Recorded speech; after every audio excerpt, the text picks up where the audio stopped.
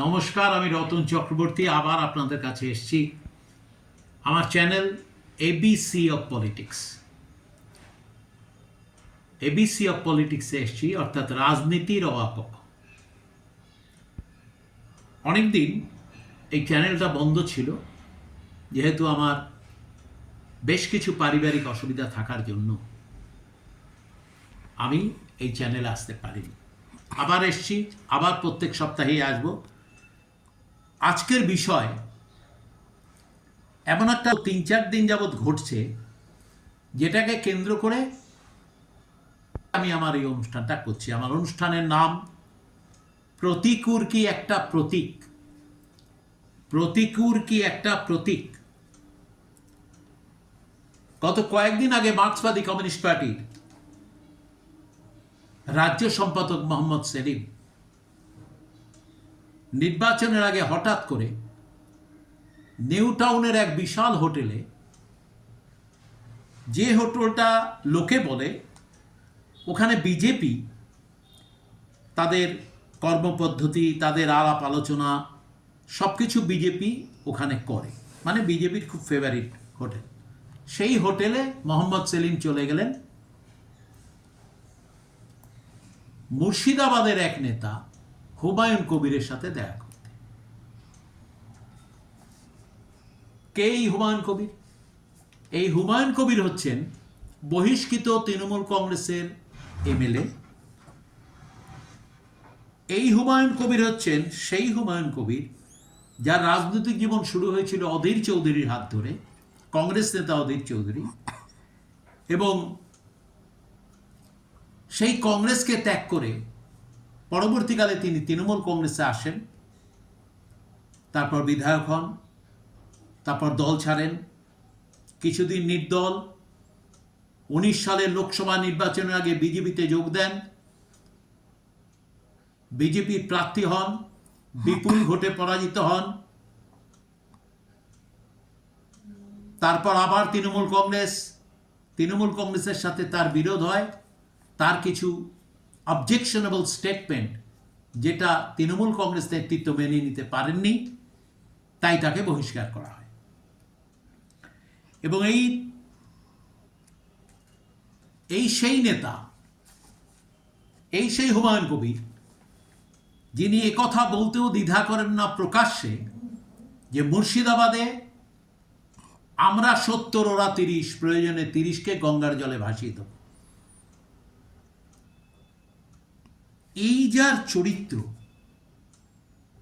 তিনি আবার হঠাৎ করে একটা রাজনৈতিক দল তৈরি করলেন। তার আগে কয়েকদিন আগেই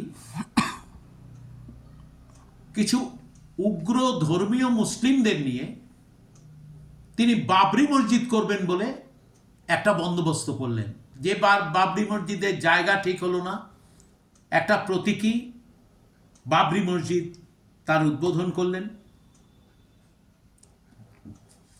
এরপরেই তিনি একটা রাজনৈতিক দল তৈরি করেন, যে রাজনৈতিক দলের নাম জেইউপি, কি জনতা উন্নয়ন পরিষদ এরকম।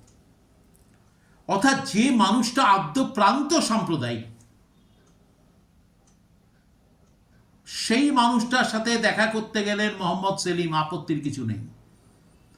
কিন্তু আপত্তির এই জায়গায় যে মোহাম্মদ সেলিম দেখা করতে গেলেন, পার্টির রাজ্য সম্পাদক, তিনি দেখা করতে গেলেন পার্টিকে অন্ধকারে রেখে, রাজ্য কমিটিকে অন্ধকারে রেখে, একেবারে ব্যক্তিগতভাবে। বেরিয়ে আসার সময়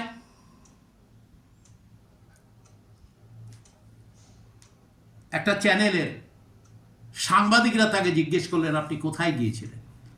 বললেন, এই একটু হুমায়ুন কবিরের সাথে কথা বলতে গেছিলাম, আমি ওর মন বুঝতে গিয়েছিলাম। যে সেলিম এত বছর মার্ক্সবাদী কমিউনিস্ট পার্টি করছেন, এমপি ছিলেন, মন্ত্রী ছিলেন, রাজ্যের আজকে সম্পাদক, এই হুমায়ুন কবিরের মন বুঝতে যাওয়ার মানেটা কি? এটা কি শোভা পায়? যারা সেকুলারিজমে বিশ্বাস করে, মোহাম্মদ সেলিমের নেতৃত্বে হঠাৎ করে দেখা গেল সেকুলারিজম চলে যাক, কোন রকমে একটা শূন্যের গেরো কাটিয়ে আমি যাতে নির্বাচিত হই। ওনার মূল উদ্দেশ্য হচ্ছে রানীনগর কেন্দ্রে উনি লড়তে চান।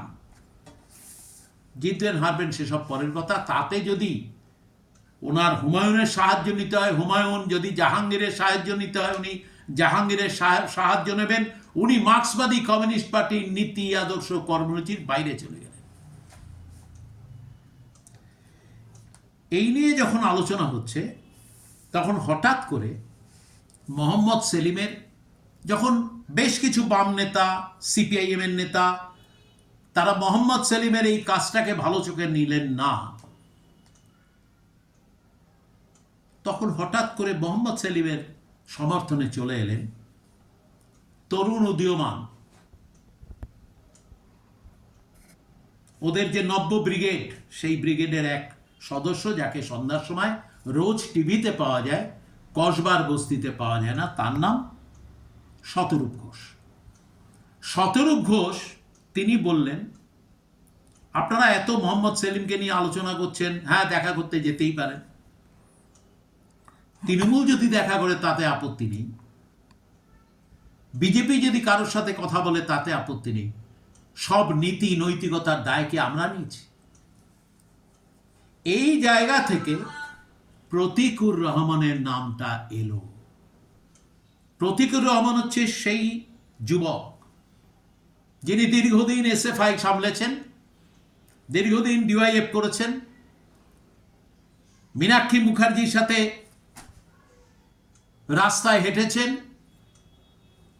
মীনাক্ষী, দীপশিতা ধর, প্রতীকুর রহমান, শতরূপ ঘোষ, সৃজন ভট্টাচার্য, যাদেরকে বলা হয় সিপিএম এর নব্য ব্রিগেড, তাদেরই একজন হচ্ছে প্রতীকুর রহমান। লড়াইটা করেন কোথায়? একেবারে গ্রামে গঞ্জে। একটা জিনিস ভাবতে হবে, দীপশিতা ধর, সৃজন ভট্টাচার্য, শতরূপ ঘোষ সব কলকাতার। ডায়মন্ড হারবারের গ্রামে গঞ্জে যিনি লড়াই করতে গিয়ে মার খেয়েছেন, গত নির্বাচনে অভিষেক ব্যানার্জির সাথে উনি লোকসভায় প্রতিদ্বন্দ্বিতা করেছিলেন, হেরে গেছেন, সেই প্রতীকুর রহমান একটা প্রশ্ন তুললেন। শতরূপ ঘোষ যখন বললেন যে সব নীতি নৈতিকতার দায় কি আমরা নিয়েছি, তখন প্রতীকুর রহমান বললেন, কমিউনিস্ট পার্টির নীতি আদর্শ কর্মসূচি এবং ডিসিপ্লিন, এটা যদি না থাকে তাহলে তো কমিউনিস্ট পার্টি করাই যায় না।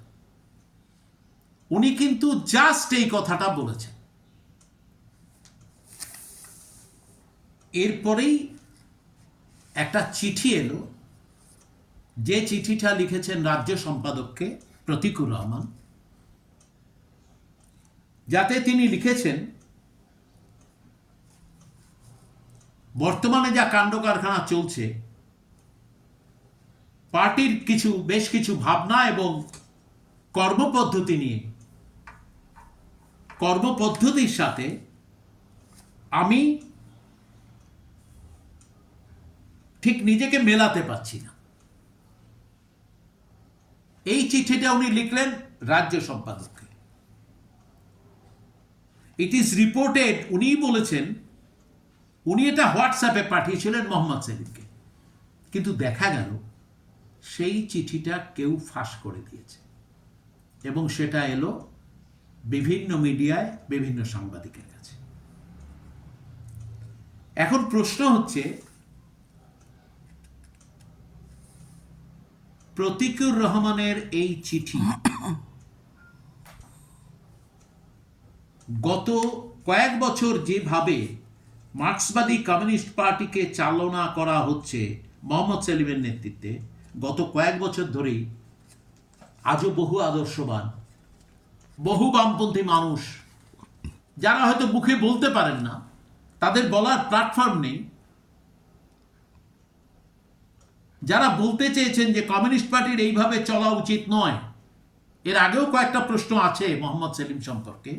দেখবেন সিপিএম এর রাজ্য সম্পাদক যারা হয় তারা সাধারণত নির্বাচনের লড়াই করেন না, কিন্তু মোহাম্মদ সেলিম আজও ত্রিপুরার সেক্রেটারি, কেরালার সেক্রেটারি, ওদের অল ইন্ডিয়ার সেক্রেটারি তারা কেউ ইলেকশন লড়াই করেন না। এটা নিয়ম নয়, but it is the convention.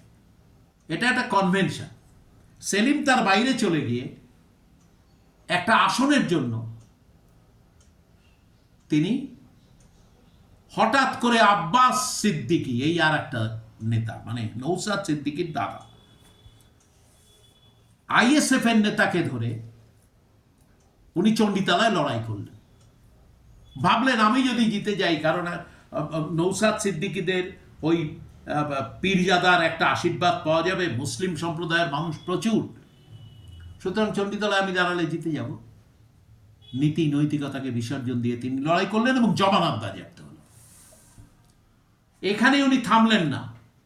উনি এর পরে শেষ লোকসভা নির্বাচনে উনি অধীর চৌধুরীকে ম্যানেজ করে উনি ধরে নিলেন অধীর চৌধুরী বহরমপুরে জিতবে, আমি তার পাশে, সেই পাশের সিটটা উনি লোকসভায় লড়াই করলেন এবং আবার পরাজিত হলেন।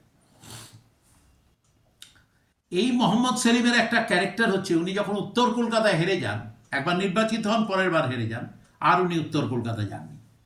তারপরে এই মানুষটা প্রথম মানুষ উনি যিনি খুঁজে বার করেছিলেন যে পশ্চিমবাংলার মধ্যে সবচেয়ে মাইনরিটি বেশি যে লোকসভা কেন্দ্রে, সেই লোকসভা কেন্দ্রটার নাম রায়গঞ্জ। সেই রায়গঞ্জ কেন্দ্রে তিনি ভাবলেন যে triangular fight Congress BJP CPM, আমি হয়তো বেরিয়ে যেতে পারি। তার ক্যালকুলেশন রাইট ছিল এবং তিনি 1000 কত ভোটে জিতলেন। তার পরের বারে উনি দাঁড়ালেন, আবার জমানত বাজেয়াপ্ত হয়ে গেল, উনি আর কোনোদিন রায়গঞ্জ যাননি। এখন বর্তমানে মোহাম্মদ সেলিমের এমন অবস্থা, চুলোয় যাক নীতি আদর্শ কর্মসূচি দলীয় শৃঙ্খলা সব বাদ দিয়ে দিন, আমাকে জিততে হবে। কখনো হুমায়ুনের পা হচ্ছেন, কখনো নৌসাদ সিদ্দিকীর মতো একটা, যারা মুসলিম ধর্ম নিয়ে কারবার টারবার করেন, তার পায়ে ধরছেন। এই জায়গায় দাঁড়িয়ে সারা পশ্চিমবাংলার মার্ক্সবাদী কমিউনিস্ট পার্টি একের পর এক নেতা, কত নেতা আছে যারা গ্রামে গঞ্জে লড়াই করছেন,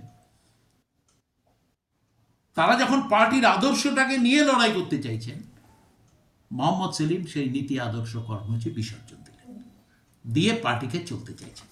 ঠিক এই জায়গায় হাজার হাজার মানুষ যারা বলতে পারে না, বামপন্থী মানুষ, হয়তো তাদের মুখ হয়ে প্রতিকুর রহমান একটা প্রতিবাদের আঙুল তুলেছেন। অর্থাৎ হু বিল্ডস দ্য ক্যাট? হ্যাঁ, প্রতিকুর রহমান বিড়ালের গলায় ঘন্টা বাঁধতে সমর্থ হয়েছে। আমি জানি না প্রতিকুর রহমানের এই প্রতিবাদের পরে প্রতিকুর রহমান আবার সিপিএমে ঢুকবে কিনা, আমি জানি না প্রতিকুর রহমান অন্য কোনো দলে যোগ দেবে কিনা, আমি জানি না, এটা আমার জানার বিষয় নয়। আমি শুধু এটুকু জানি যে কমিউনিস্ট পার্টি করব আর সুবিধাবাদী আচরণ নেব, এর বিরুদ্ধে সাচ্চা কমিউনিস্ট একজন বামপন্থী মানুষ আছেন যারা প্রতিবাদ করবেন, আর তাদেরই মুখ হয়ে দেখা দিলেন প্রতিকুর রহমান। মোহাম্মদ সেলিমের যারা স্থাপকতা করেন, তাদের অন্যতম একজন সামনে এলেন শতরূপ ঘোষ। আমি শতরূপ ঘোষকে শুধু এই কথাটাই বলবো, বাবা তুমি বলছো অন্য কোনো দল, মানে কংগ্রেস, তৃণমূল, বিজেপি, এরা যে কেউ সবার সাথে কথা বলতে পারে, শুধু নীতি নৈতিকতা সিপিএম এর জন্য?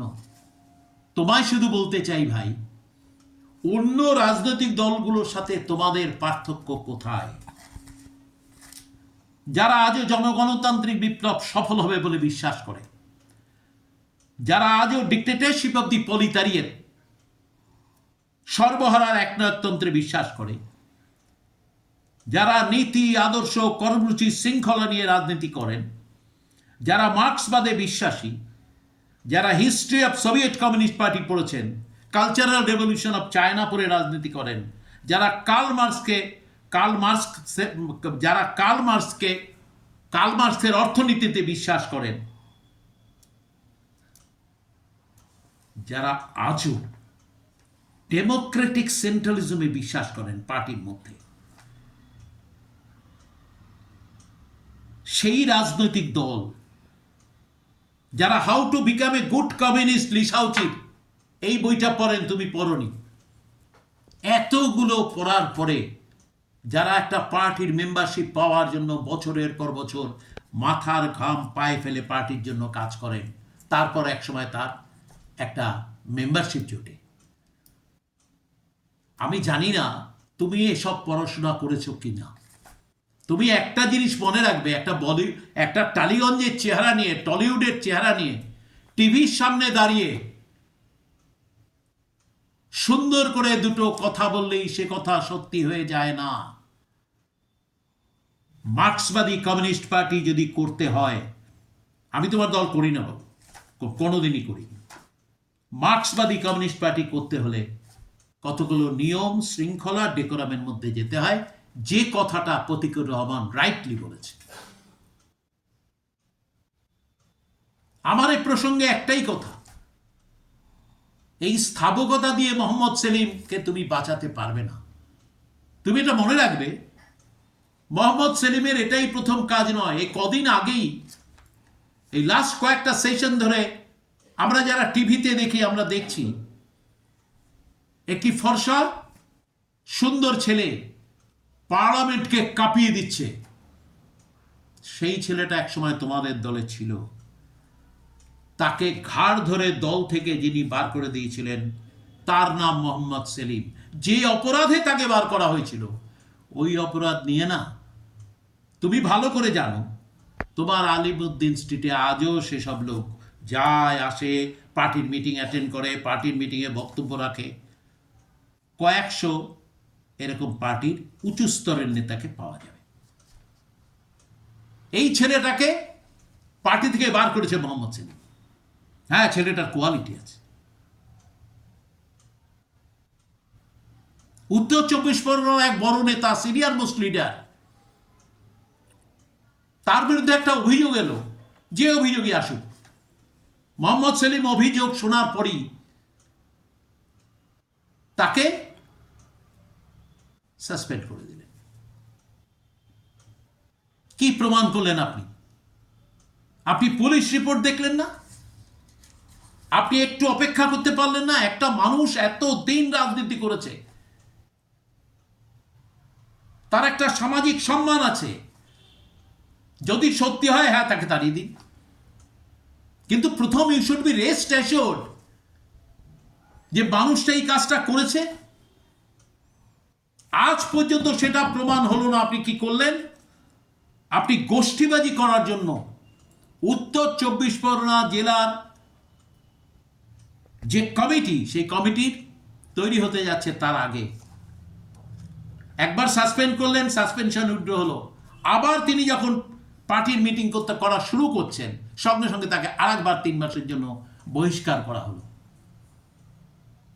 তার মানে সেই মানুষটাকে আর ওই কমিটিতে থাকার আপনি সুযোগ দিলেন না।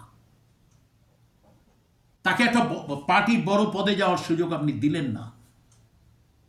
এই মানুষটাকে যদি কেউ অসম্মান করে থাকে, তার নাম মোহাম্মদ সেলিম। ওইসব কন্ট্রোল কমিশন ওইসব লোকে বোঝে, ওগুলো লোকে বোঝে। তাই শতরূপ ঘোষকে বলছি, ভাই, তুমি আজকে মোহাম্মদ সেলিমের হাত ধরো বা পা ধরো একটা আসনের জন্য। একটা জিনিস মনে রাখবে, ইতিহাস কাউকে ক্ষমা করে না। একদিন ইতিহাস লেখা হবে, যে ইতিহাসে মোহাম্মদ সেলিমের এই অকমিউনিস্ট সুলভ আচরণগুলো লেখা থাকবে, আর প্রতিকুর রহমানের মতো একটা যুবকের প্রতিবাদের আঙুলটা যে উঠেছিল সেটা থাকবে। তুমি